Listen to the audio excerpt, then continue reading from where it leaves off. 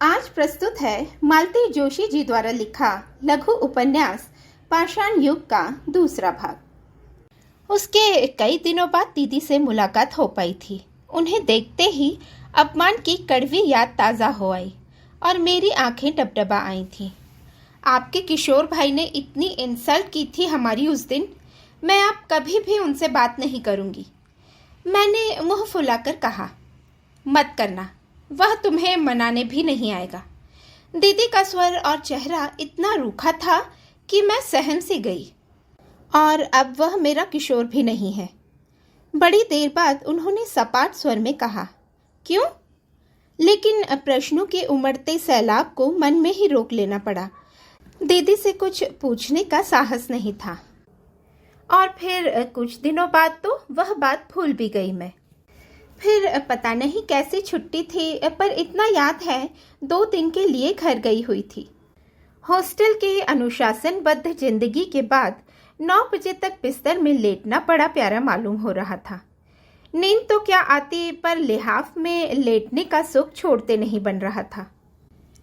बकुल देख तो, पापा एकाएक मेरे कमरे में आए तो मैं चौंक पड़ी। एक अरसा हो गया था वे मेरे कमरे में नहीं आए थे। मैं हड़बड़ा कर उठ बैठी। यह कार्ड देख, उन्होंने एक वेडिंग कार्ड मेरी ओर बढ़ाते हुए कहा।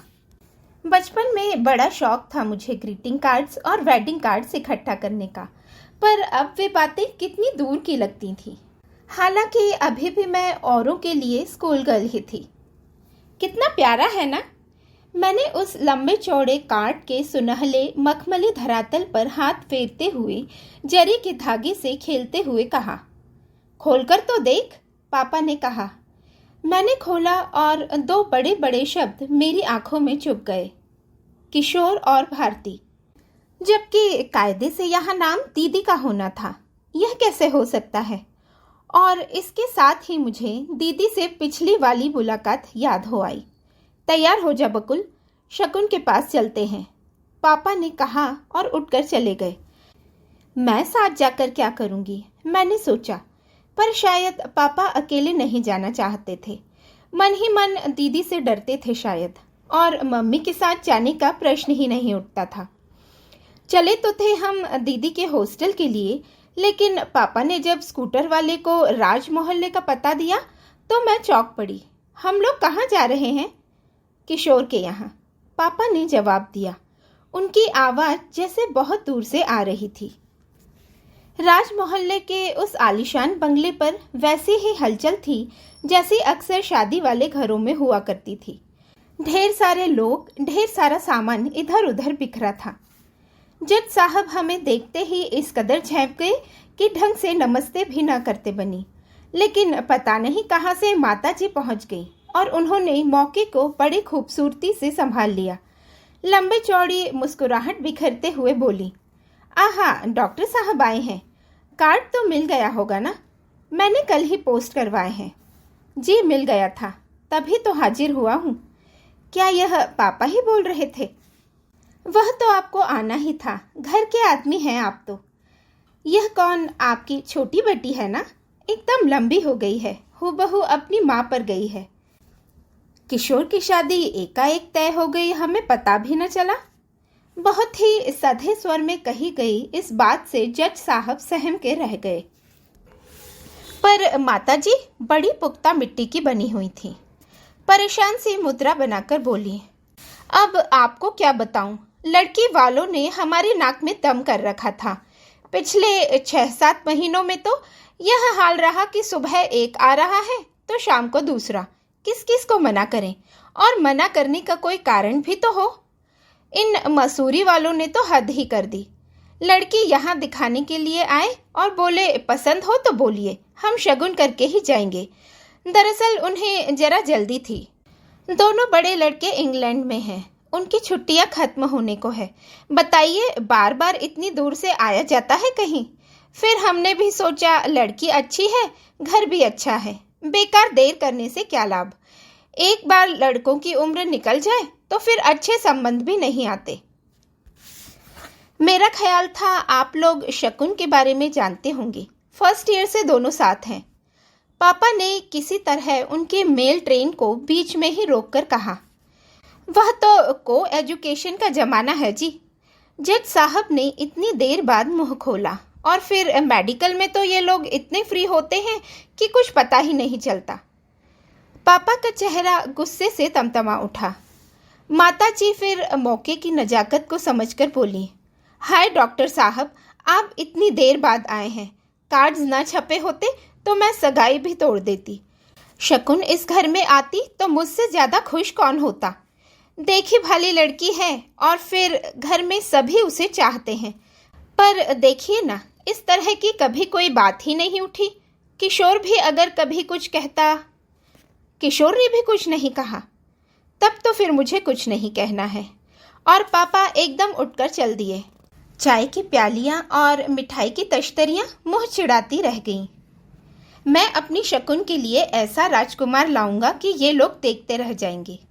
तांगे में बैठते हुए पापा ने गुस्से में दांत पीसते हुए कहा। उनके चेहरे पर करुणा, वात्सल्य और रोष का मिला जुला भाव था।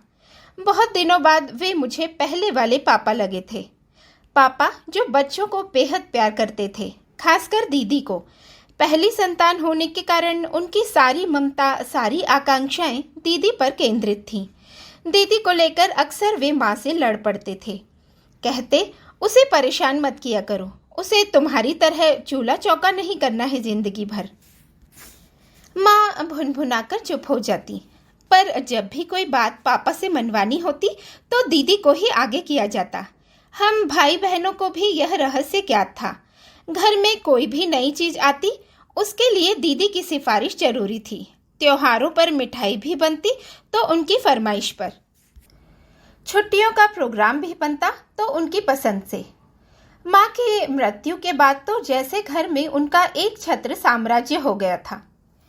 मम्मी के घर में आते ही दीदी अपने उस सार्वभौम साम्राज्य को छोड़कर हॉस्टल के इस कमरे में आ गई थी। उनके प्रति अन्याय से क्षुब्ध, उनकी व्यथा से भीगे पापा जब उस कमरे तक पहुंचे तब वे सो रही थीं। आज हॉस्पिटल नहीं गई? मैंने पूछा। नहीं, आज छुट्टी थी। कमरे के बीचों बीच स्टूल पर रखा हुआ किशोर भाई की शादी का कार्ड देखकर छुट्टी का कारण समझ में आ गया, और इस बेवक्त की नींद का भी। अलमारी में एक पत्रिका पड़ी थी, उसे लेकर मैं तो खिड़की पर जा बैठी। एक छोटी सी जगह में इससे दूर जाना संभव भी नहीं था। पापा ने जैसे प्रश्नों की झड़ी लगा दी थी। बड़ी देर बाद दीदी ने बस इतना ही कहा।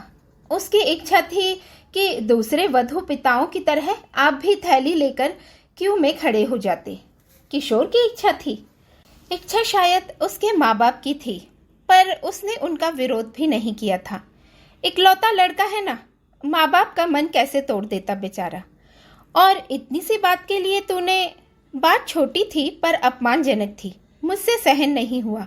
मुझसे एक बार कहना तो था पगली। किसी की बात सुनने की आपको फुर्सत ही कहाँ थी? दीदी ने जैसे पत्थर फेंक कर मारा।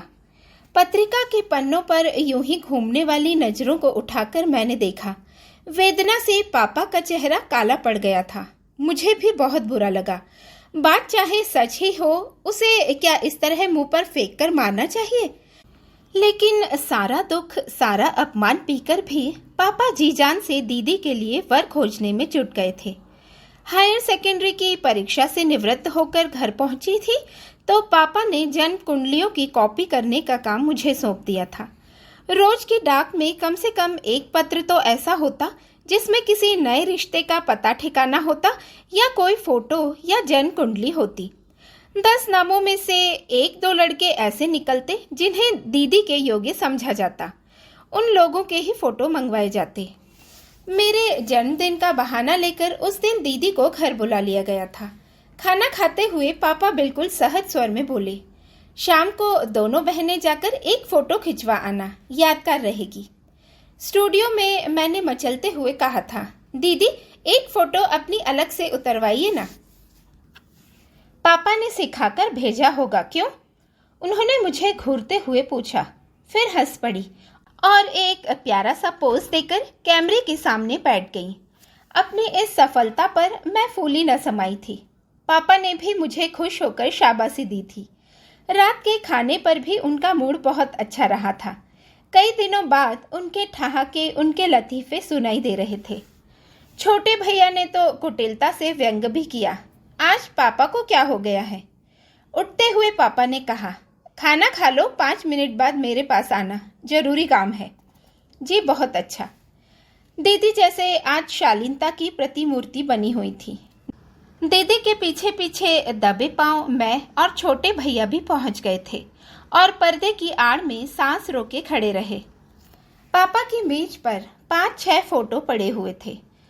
पापा ब्यौरेवार सबका वर्णन कर रहे थे। अंत में बोले, मुझे कोई जल्दी नहीं है, आराम से सोच समझकर मुझे बताना।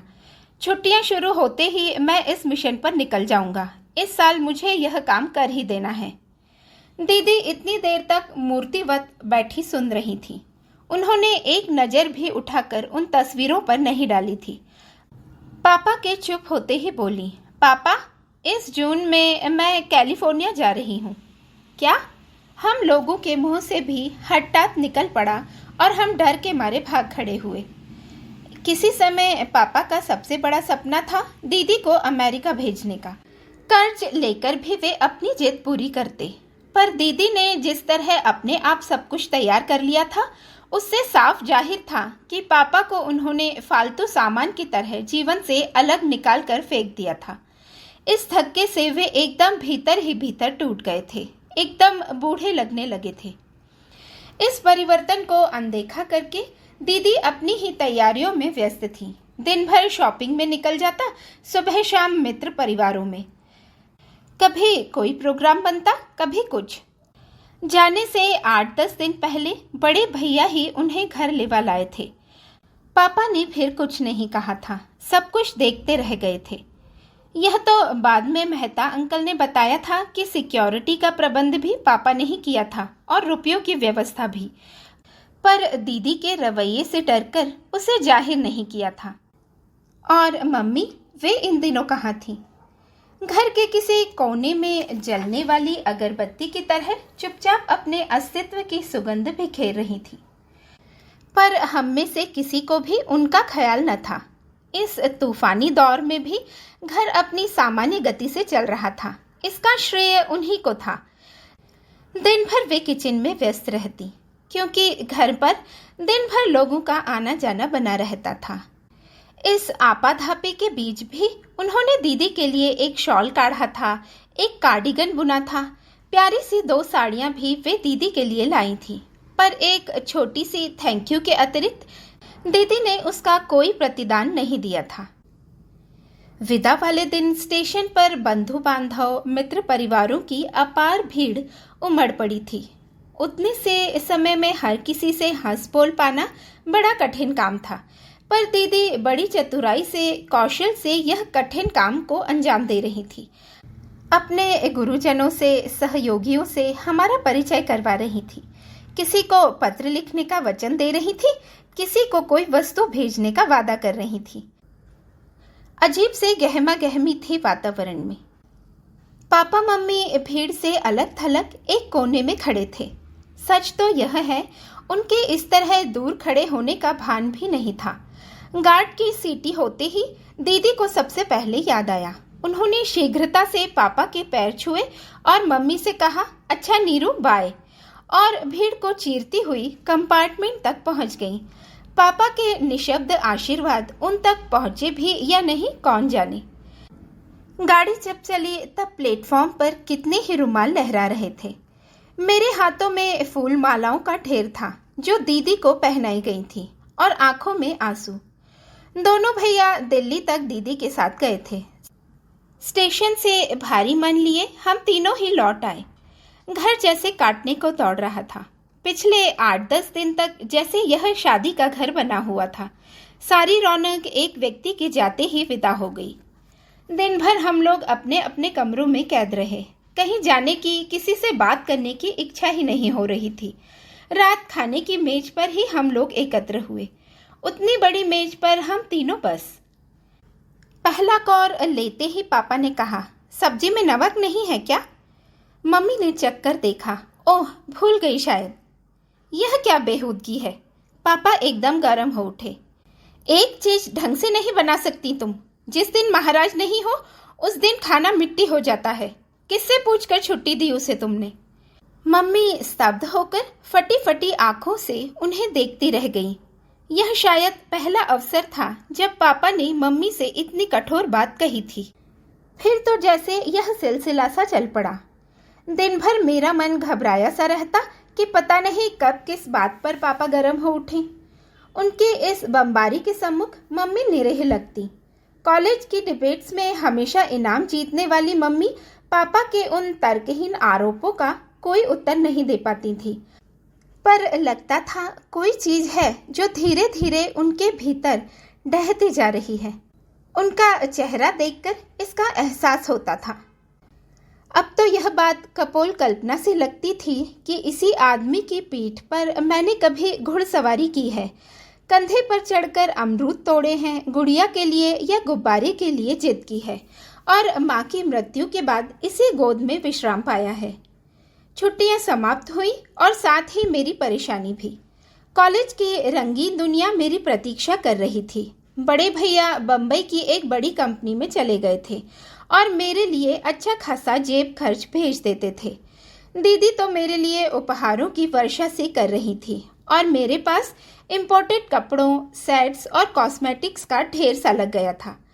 जब भी कोई उपहार आता मुझे बड़ा संकोच हो आता था। एक आध चीज मम्मी के लिए भेजती तो क्या हो जाता। पापा के लिए भी उन्होंने वहां से सिर्फ पहुंच की चिट्ठी लिखी थी बस। बाकी तो हमारे पत्रों में प्रणाम भर रहता। बड़े भैया जरूर कभी कभार एक हाथ कार्ड पापा को डाल देते थे, पर अक्सर मेरे पत्र में ही 2-4 लाइनें उनके लिए लिख देते। बच्चों के साथ जैसे उनका संवाद टूट सा गया था। छोटे भैया कभी कभार दर्शन दे देते पैसों के लिए। पापा ना पिछला हिसाब पूछते ना कारण पूछते, बस जो मांगते वह हाथ में रख देते। बाप बेटों में जैसे बस जरूरत भर का ही संबंध रह गया था। मेरी बहुत इच्छा थी हॉस्टल ज्वाइन करने की। 2 साल तक हॉस्टल में रहने के बाद घर पर अच्छा नहीं लगता था। फिर कॉलेज हॉस्टल का जीवन कुछ स्वच्छंदता से जीने की भी आशा थी। कम से कम स्कूल जैसी छोटी छोटी बंदिशें तो वहाँ नहीं होती। पर मम्मी ने मुझे रोक लिया। बोली, खाली घर काटने को दौड़ता है, तुम रहोगी तो कुछ रौनक रहेगी। मजबूरन मुझे रह जाना पड़ा। रौनक तो खैर मेरे बलबूते पर क्या होती, पर लगा मम्मी अकेलेपन से नहीं पापा से खौफ खाने लगी हैं। इसलिए अपना मनोबल बनाए रखने के लिए मेरा सहारा लिया जा रहा है। दिन पर दिन इसी एक रास्ता में बीत रहे थे और महीनों की शक्ल में बदल रहे थे। सहसा एक दिन लगा कि इस मुर्दा माहौल में भी कुछ हलचल हो रही है, कुछ रौनक, कुछ गहमा गहमी हो रही थी। मालूम हुआ पापा की नई पुस्तक का विमोचन समारंभ है। खूबसूरत कार्ड्स छपकर आ गए थे जिन पर मोटे अक्षरों में पुस्तक का नाम चमक रहा था, वेदकालीन भारत की सांस्कृतिक संपदा। पापा की इससे पहले भी 2-3 पुस्तकें प्रकाशित हुई थी, पर उनके प्रकाशन समारोह की मुझे याद नहीं थी। शायद इतने बड़े पैमाने पर कुछ हुआ भी नहीं था। इस बार तो सचमुच एक उत्सव का वातावरण था। मैंने बड़े भैया को सूचित कर दिया था और उनका बधाई का तार भी ठीक समय पर पहुंच गया था। लेकिन छोटे भैया जानबूझकर टिंचा फॉल्स देखने निकल गए थे। उनके जाने से वैसे कोई हानि भी नहीं हुई थी। पापा के ढेरों विद्यार्थी काम में जुट गए थे। बैठने की व्यवस्था से लेकर प्लेटें सजाने तक का काम उन्हीं लोगों ने किया था। शाम को मम्मी एक रेशमी बातिक की साड़ी और ढीली सी चोटी डालकर बैठ गई। मैं इतना कहती रह गई, पर ना उन्होंने कपड़े बदले ना हेयर स्टाइल। बड़ी मुश्किल से जिद करके एक बड़ा सा पीला गुलाब उनके बालों में लगा पाई मैं, पर थोड़ी देर बाद देखा वह भी नदारद था। मुझे देखकर अपराधी भाव से बोली, ठीक से पिन नहीं किया था क्या? पता नहीं कहाँ गिर गया। मैं मुंह फुलाकर बैठ गई। जब उन्हें ऐसे ही अच्छा लगता है तो ठीक है, मुझे क्या गरज पड़ी है। पर गुस्से का उबाल धीरे धीरे कम होने लगा, तो जैसे इस विराग का कारण मेरी समझ में कुछ कुछ आने लगा। पिछले महीने वार्षिकोत्सव में मम्मी पापा को मैं खींचकर कॉलेज ले गई थी। मुझे पुरस्कार मिलने थे, इसलिए पापा मेरा अनुरोध टाल नहीं पाए थे। कॉलेज कैंपस में प्रवेश करते ही सहेलियों ने मुझे घेर लिया था। तेरी दीदी कब आई रे अमेरिका से? छुट्टी पर आई हैं या हमेशा के लिए आ गई हैं? धत पगली, ये तो उसकी मम्मी है, किसी ने बताया था। हाय मम्मी, वह चीखी थी। हाय राम, कितनी यंग लगती हैं, स्टेप मदर हैं। कोई फुसफुसाया था। सच्ची कितनी स्वीट है ना। इस बातचीत से मैं संकोच से भर उठी थी। सचमुच मम्मी उस दिन बड़ी स्वीट लग रही थी। प्याजी रंग की बनारसी साड़ी में उनका गोरा रंग निखर आया था। मेरी जिद पर उन्होंने अपना बारीक मोतियों वाला सेट पहन लिया था। उनका सजा सवरा व्यक्तित्व देखने वालों को बांध ले रहा था और उनकी तुलना में पापा एकदम बूढ़े लग रहे थे। पापा ने घर पहुंचने तक का सब्र नहीं किया। टैक्सी में बैठते ही बोले, कितना ज्यादा मेकअप किया है तुमने आज। जरा सलीके से साज सवार किया करो, अब कॉलेज में पढ़ने वाली लड़की नहीं हो। अंधेरे में मम्मी का चेहरा नहीं देख पाई मैं, पर बार बार यही लगता रहा, पापा यह सब मेरे सामने न कहते तो अच्छा था। उस प्रसंग को याद करके अपने ऊपर ही खींच उठी मैं। क्यों बार बार जिद करती हूँ मैं, जबकि मालूम है पापा को यह सब अच्छा नहीं लगता। शाम से ही मेहमान जुटने लगे।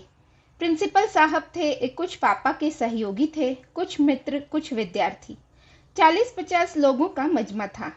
छत पर ही सब लोगों के बैठने की व्यवस्था की गई थी, जिसे पापा के विद्यार्थियों ने दिन भर बैठकर सजाया था। प्रिंसिपल साहब की अध्यक्षता में समारोह प्रारंभ हुआ। धुआंधार भाषण हुए। मेरे पल्ले कुछ नहीं पड़ा। बस इतना समझ में आ रहा था कि पापा की तारीफ हो रही है और अंत में पुस्तक का विमोचन प्रिंसिपल साहब के कर कमलों द्वारा संपन्न हुआ। पापा ने वह प्रति बड़े ही विनय के साथ उन्हें भेंट की। ताली की गड़गड़ाहट से आकाश गूंज उठा। कुछ ही देर में पुस्तक की प्रतियां मेहमानों के हाथों में घूम रही थीं। 30 रुपए मूल्य की वह भारी भरकम पुस्तक थी, कई दुर्लभ चित्रों के साथ। पन्ने पलटते हुए मेरी दृष्टि समर्पण वाले पृष्ठ पर टिक गई। शीला को, जिसका स्नेहमय सानिध्य मेरी प्रेरणा था, जिसके पवित्र स्मृति मेरा संबल है। इतना गुस्सा आया। इस हिपोक्रेसी की भला क्या जरूरत थी? अपनी दिवंगत पत्नी के प्रेम का ढिंडोरा पीटना क्या इतना आवश्यक था? माँ का स्नेहमय सानिध्य, वाह! कम से कम पुस्तकों के संबंध में तो माँ की भूमिका स्नेहमयी नहीं थी। पापा के पढ़ने वाले कमरे में बहुत ही कम जाती थी। एक तो एकांत के लिए वह ऊपर बनवाया गया था और विद्यार्थियों की सुविधा के लिए जीना भी बाहर की ओर से ही था। दिन भर अपने पढ़ने लिखने में ही व्यस्त रहने वाले पापा पर वे अक्सर खींच उठती थी। घर चलाने का ठेका क्या मैंने अकेले ने ही ले रखा है? अपने विद्वान पति पर नाज उन्हें जरूर था। पापा का भाषण सुनने जरूर जाती और गंभीर मुद्रा बनाकर स्टेज पर बैठी रहती। मंत्रमुग्ध श्रोताओं को देखना उन्हें अच्छा लगता। इसी तरह पापा की पुस्तकों में लेखक की जगह छपा हुआ पति का नाम भर पढ़कर वे कृतार्थ हो जाती थी। उन्हें पढ़ने की कभी उन्होंने हिम्मत नहीं की। पापा को उनसे किस तरह की प्रेरणा मिलती थी वे ही जाने, लेकिन अगर ऐसा था तो पहले भी तो उनकी पुस्तकें निकली थी। उनमें माँ को याद क्यों नहीं किया गया? या शायद इसके लिए स्वर्गीय की उपाधि जरूरी है। और माँ की पवित्र स्मृति, इतना बड़ा मजाक कैसे कर सके पापा? इतनी ही उस स्मृति में कशिश थी तो 4-4 बच्चों के होते हुए भी दूसरा विवाह कैसे कर सके वे? और वह भी अपने से 16 वर्ष छोटी अपनी विद्यार्थिनी के साथ। विवाह कैसी भी परिस्थिति में हुआ हो, पर मम्मी ने अपना कर्तव्य पूरी तरह निभाया था। इस पुस्तक का असली श्रेय उन्हीं को जाता था। शादी से पहले और शादी के बाद भी इस पुस्तक पर उन्होंने अपार मेहनत की थी। लाइब्रेरी से पुस्तकें जुटाई थी, रात रात जागकर नोट्स तैयार किए थे, टाइपिस्ट के साथ घंटों दिमाग खपाया था, कई बार प्रूफ देखे थे, परंतु पूरी पुस्तक में उनका कहीं नाम भी न था। कृतज्ञता के 2 शब्द की हकदार तो वह भी थी। प्लेटें लगाते हुए मैंने कहा, मम्मी आपके साथ बड़ा अन्याय हुआ है। कैसा अन्याय? समर्पण तो आपके नाम का होना चाहिए था। इससे क्या फर्क पड़ता है? बड़ों का हक तो उन्हें देना ही चाहिए। और काम सारा जो आपने किया तो क्या हुआ? काम तो मैंने विद्यार्थी की हैसियत से किया है। अब ये इतने लोग नहीं कर रहे, बस मेरा भी अंशदान ऐसा ही है। और उन्होंने लिखा तो है। मेरे छात्रों ने बहुत सहायता दी है। मन हुआ जबरदस्ती इस औरत के दिल में झांक कर देखूं। क्या सचमुच ही कहीं जरा सी भी खरोंच तक नहीं आई है? रणजीत से पहली भेंट इसी पार्टी में हुई थी। पापा ने ही परिचय कराया था। बकुल, ये हैं रणजीत खन्ना, मेरे बहुत अच्छे विद्यार्थियों में से थे। अब आईएएस हैं और यहाँ डिप्टी कलेक्टर बनकर आए हैं। सर, आप कौन हैं? अरे, इसे नहीं पहचाना? यह अपनी बकुल है। उस समय बहुत छोटी रही होगी शायद। अच्छा बकुल जी, आप पढ़ती हैं? कहाँ, किस ईयर में, क्या विषय है? वे प्रश्न पूछते रहे, मैं उत्तर देती रही, पर उस भव्य व्यक्तित्व के सम्मुख बार बार सिकुड़ी सिमटी जा रही थी। अच्छा तो बकुल जी, इजाजत है? जाते हुए उन्होंने हाथ जोड़कर कहा तो मैं अभिभूत हो गई। पहली बार किसी ने मुझे इतना सम्मान दिया था। घर बाहर सभी के लिए मैं अब तक खिलंदड़ी बकुल ही थी। अच्छा नीरू, चलता हूँ, कभी घर पर आओ ना। तुम भी आना ना मिसेस को लेकर। आज ही ले आते तो परिचय हो जाता। आज तो वह बोर हो जाती, इसलिए नहीं लाया। किसी दिन जरूर लेकर आऊंगा। अच्छा। और हम सबको बड़ी अदा से नमस्कार करते हुए वे चले गए। आप जानती हैं इन्हें? मैंने मम्मी से पूछा। हाँ, हमारे पड़ोसी थे। बाद में बीए भी हम लोगों ने साथ ही किया, उन्होंने बतलाया। मुझे बड़ी खुशी हुई कि यह सज्जन मम्मी के परिचित हैं। तब तो कई बार मुलाकात हो सकेगी। पापा के यूं तो ढेरों विद्यार्थी थे, पर अधिकतर बाहर से ही लौट जाते थे। घर का अनुशासन ही ऐसा था। कई अक्खड़ किस्म के लोग भाभी भाभी की रट लगाते हुए किचन तक भी पहुंच जाते थे, पर पापा को यह अच्छा नहीं लगता था। मम्मी को बाद में बहुत कुछ सुनना पड़ता था। माँ के जमाने में जो बातें सहज स्वाभाविक थीं, अब एकदम वर्जित सी हो गई थी। रणजीत के साथ यह मुश्किल नहीं थी। वे कई बार आए, कभी अकेले, कभी मिसेस को लेकर। उनकी गुड़िया सी खूबसूरत बीवी मुझे एकदम बेवकूफ सी लगती। बेबी, किचन, पिक्चर्स और नौकर, ये चार उसके प्रिय विषय थे। शेष समय वह चुप बैठी रहती। बोलने बतियाने का सारा जिम्मा मैं ले लेती। मम्मी तो अक्सर चाय वाय लगवाती रहती। पापा कॉलेज से लौटकर सहज भाव से पूछते, रणजीत आया था शायद आज? मैं भी उसी सहज भाव से उत्तर दे देती। पर कुछ दिनों बाद मुझे उन प्रश्नों में जासूसी की गंध आने लगी। शायद मेरे मन का चोर ही मुझे डरा देता था। एक दिन तो हद हो गई थी। पापा ने लौटते ही अजीब से स्वर में पूछा, रणजीत फिर आया था आज? नहीं तो। फिर यह सिगरेट कैसे पड़ी हुई है यहाँ? मुझे क्या पता, मक्कार लड़की झूठ बोलती है। और पापा ने तड़ से एक तमाचा जड़ दिया मुझे। पल भर को मैं तो काट होकर रह गई। आंसू तक सूख गए मेरे याद में पहली बार पापा ने मुझ पर हाथ उठाया था, और वह भी बिना किसी कारण के। और तभी किचन से मम्मी दौड़ी आई। क्या पूछना है मुझसे पूछिए, उसे क्यों परेशान कर रहे हैं? बेचारी अभी अभी कॉलेज से लौटी है। पापा चुप। रणजीत के बारे में पूछना है ना? हाँ, वह आया था। यह जरा सी बात जानने के लिए इतने घुमावदार रास्ते से जाने की जरूरत नहीं है। मुझसे पूछ लिया होता। और इतनी बड़ी लड़की पर हाथ उठाते हुए शर्म आनी चाहिए आपको। बड़े कल्चर्ड बनते हैं। और मम्मी जिस तरह आई थी उसी तरह झमाझम भीतर चली गई। पापा हतप्रभ से खड़े रह गए। शायद मेरी तरह वे मम्मी के इस रूप को देखकर सहम गए थे। रणजीत बेचारे को पता ही नहीं था कि उन्हें लेकर इस तरह का कोई कांड हो गया है। वे पहले की ही तरह आते रहे। अक्सर दफ्तर से सीधे ही आ जाते, क्योंकि बाद में आने का मतलब होता बीवी को भी साथ लाना। उस दिन के बाद मैंने उनके सामने पढ़ने की हिम्मत नहीं की। एक निरर्थक सी ग्लानि मन में भर गई थी। पर जब भी उनकी मोटर का हॉर्न सुनती तो अपना कमरा छोड़कर ऐसी जगह आकर बैठ जाती जहां उनकी आवाज सुनाई देती रहे और एक हाथ झलक भी मिलती रहे। एक अजीब सा पागलपन सवार था मुझ पर। लघु उपन्यास पाषाण युग का दूसरा भाग आज यहीं तक। फिर जल्द ही मिलते हैं। तीसरे व अंतिम भाग के साथ। धन्यवाद।